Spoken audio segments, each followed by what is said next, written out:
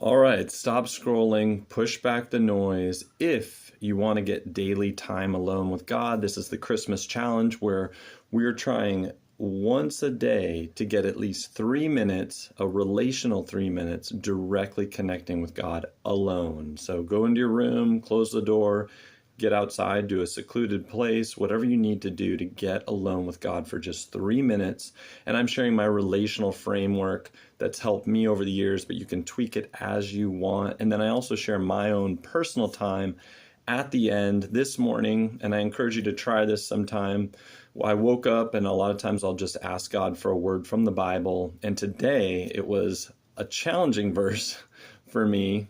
Historically, it has been Psalm 82:7, 82:6 and 7, basically about Jesus actually quotes this verse, but it's about us being little g gods, which I'll get to, but again, the priority is your time. So go ahead, pause the video.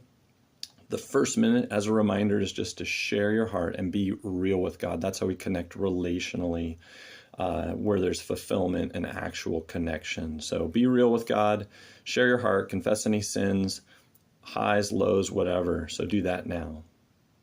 All right, so second minute, this is where we pause the video and we just rest in God's love. And the verse today that came to mind is, don't you know that you yourselves are God's temple? That's pretty radical. And that God's Spirit lives in you. The Spirit of Jesus is in you. And that we're in Christ too. We're in Jesus too, which is a radical concept. But the idea is we pull back, pause the video, and we rest in that. We reflect on that. And we listen also for his still small voice. So pause the video. That's minute 2. And then minute 3 now. So this is where you pause the video and you just read or listen somewhere in the Bible, whether it was something from that previous minute or your own plan. Pause the video, do that now, minute 3. Okay, so this verse, I'm going to try to make it simple.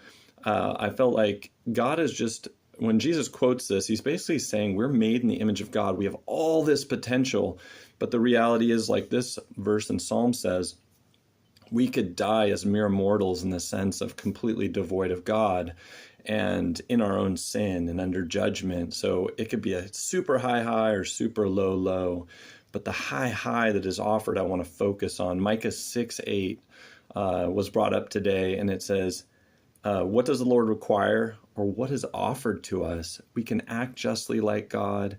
We can love mercy like him. And then we can walk humbly with God. We are not God, but we get an opportunity to be like God and be with God. See you tomorrow.